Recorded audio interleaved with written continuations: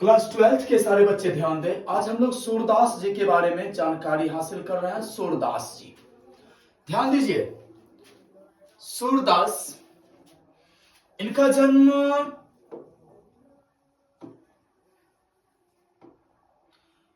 1478 ईस्वी में, वो भी अनुमानित, फिक्स नहीं है। इनका जन्म का अनुमान लगाया जाता है विभिन्न सोर्स के माध्यम से कि सूरदास जी का जन्म 1478 ईस्वी में हुआ था और इनका निधन 1583 ईस्वी में इनका निधन हो गया। जन्म स्थान दिल्ली के निकट सीही नामक ग्राम, जिस गांव में इनका जन्म हुआ था सूरदास जी का, उस गांव का नाम था सीही, जो कि दिल्ली के निकट अवस्थित है। और इनका निवास स्थान जो है ब्रज क्षेत्र में, क्रमशः गौघाट, याद रखिएगा नाम, गौघाट में ये रहे। इनका निवास स्थान गौघाट था।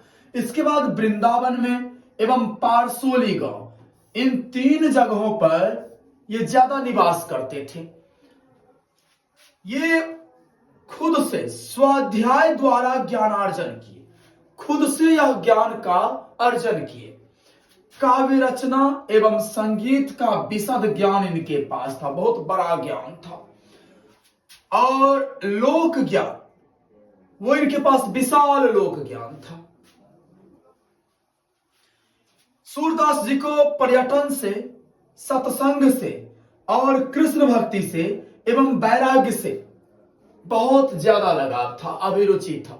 ये वैराग भाव के थे और इन्होंने महाप्रभु वल्लभाचार्य जी से दीक्षा लिए। अर्थात सूरदास जी के दीक्षा गुरु महाप्रभु वल्लभाचार्य थे, जिन्हें पुष्टि मार्ग का जहाज कहा जाता है। ध्यान दीजिए, इनका दीक्षा काल 1509 ईस्वी से 1509 या 1510 ईस्वी में इन्होंने दीक्षा ली। इनकी सबसे बड़ी इनमें विशेषता थी कि ये जन्म से अंधे थे, जन्मांध, जन्म से अंधा, या बड़ा होने पर दोनों आंखें इनकी जाती रही। इनको दिखाई बिल्कुल नहीं देता था सूरदास जी को। मृदुल स्वभाव के थे, विनम्र थे, इनमें अभिमान नहीं था, निराभिमानी थे और भावुक थे। इनकी प्रमुख कृतियां सूरसागर, साहित्य लहरी, राधा रसकेली, सुर सरावली, ये इनकी प्रमुख कृतियां थी सूरदास जी के। अब मैं इस चैप्टर पर काम कर रहा हूं, ध्यान दीजिए।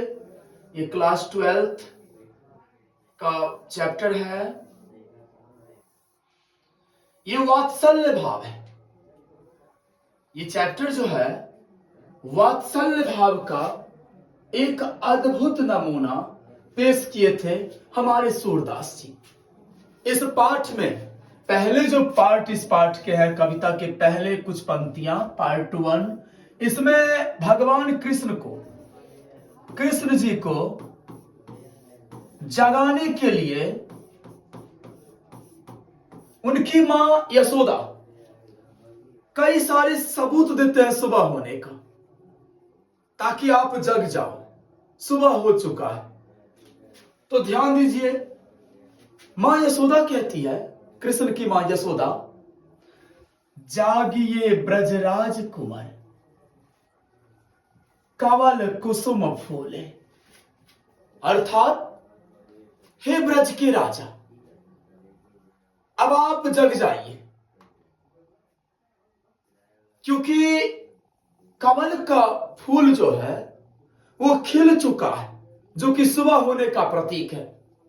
मां यशोदा भगवान कृष्ण को जगाने के क्रम में पहली उपमा देती है सुबह होने का, कि कमल का फूल खिल चुका है, अर्थात सुबह हो चुका है, अब आप जग जाइए।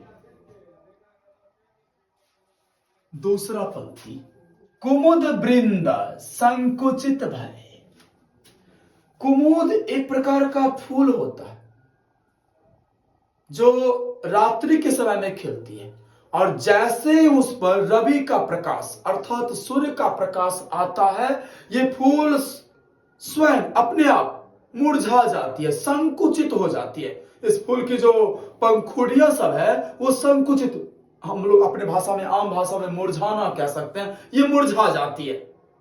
तो मां यशोदा कृष्ण को कहती है कि जागिए, कुमुद के जो फूल थे वह संकुचित हो गए, अर्थात सुबह हो चुकी है। तीसरी उपमा मां देते हैं, भृंग लता भूले। भृंग भंवरा को कहा जाता है, भंवरा को। मां कृष्ण को जगाते हुए कहती है कि भंवरा लता के ओट में छिप गया है, अब आप जग जाइए, सुबह हो चुका है। तामचोर खग रोर सुनहु बोलत बनराई। तामचोर मुर्गा को कहा जाता है। मां कृष्ण को कह रही है, हे नंदलाल, मुर्गा बांग देना शुरू कर दिया, अब आप जग जाइए। अर्थात मुर्गा बोल रहा है, आवाज लगाना शुरू कर दिया है, जो कि सुबह होने का प्रतीक है, अब आप जग जाइए। खग रोर सुनो, खग मने पक्षी और रोर मने कोलाहल, आवाज। आप पक्षियों के कोलाहल को सुनिए, जो कि सुबह होने का प्रतीक है। हे नंदलाल, अब तो आप जग जाइए। पक्षियां कोलाहल, शोर मचा रही है, मुर्गा बांग दे रही है, आवाज दे रही है मुर्गा। कमल के फूल खिल चुके हैं, कुमुद पौधा फूल संकुचित हो गया है, और तो और भंवरा लता के ओट में छिप गया है। कृष्ण जी अभी भी उठ नहीं रहे। मां फिर से कहती है, राम भती गो खरकिनी में। अर्थात खरकिनी गौशाला को, जहां हम लोग गाय को बांध के रखते हैं, उस जगह को गौशाला कहा जाता है। तो रामभती गौ खरकिनी में, गाय गौशाला में आवाज दे रहा है। किस लिए? बछड़ा हितधाई। गाय अपने बच्चे के लिए, बछड़ा के लिए आवाज लगा रही है, गाय आवाज कर रही है, अब तो आप जग जाइए। विधु मलिन, अर्थात रात्रि मलिन हो चुका है। रवि प्रकाश, सूर्य का प्रकाश आ गया है। रात्रि मलिन हो चुका है, सूर्य का प्रकाश आ गया है। गावत नर नारी, और नर नारी जो है वो गीत गा रहे हैं। गावत नर नारी, सुर श्याम प्रात उठो अंबुज करधारी। इसके बाद सूरदास जी कहते हैं, इसके बाद श्याम अर्थात कृष्ण अंबुज करधारी, कमल के फूल को हाथ में धारण करके उठते हैं। अब यहां से दूसरा पार्ट स्टार्ट होता है। ध्यान दीजिए सबको। ये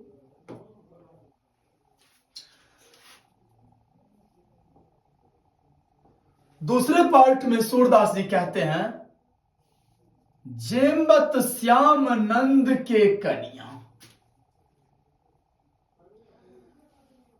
अर्थात भगवान कृष्ण उठने के बाद जाकर के, जेमत का अर्थ होता है भोजन करना, भोजन करना।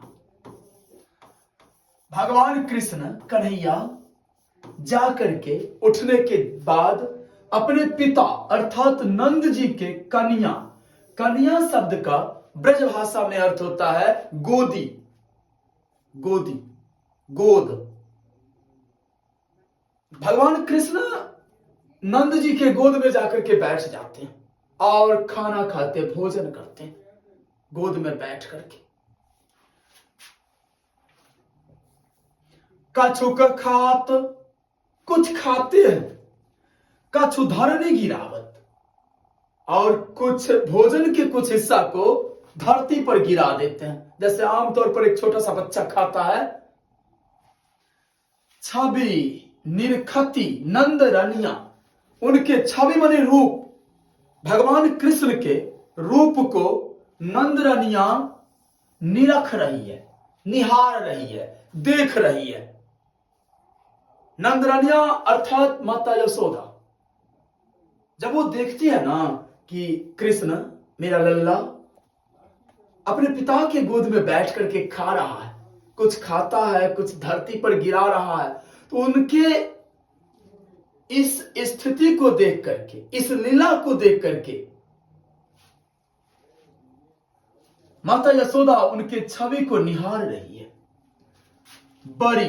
बड़ा बेसन, बहुभ्रांति व्यंजन, विविध अगनिया, इनके आगे में तरह तरह के व्यंजन जैसे बड़ी, बेसन का लड्डू, ये सब इनके आगे में व्यंजन रखे गए हैं।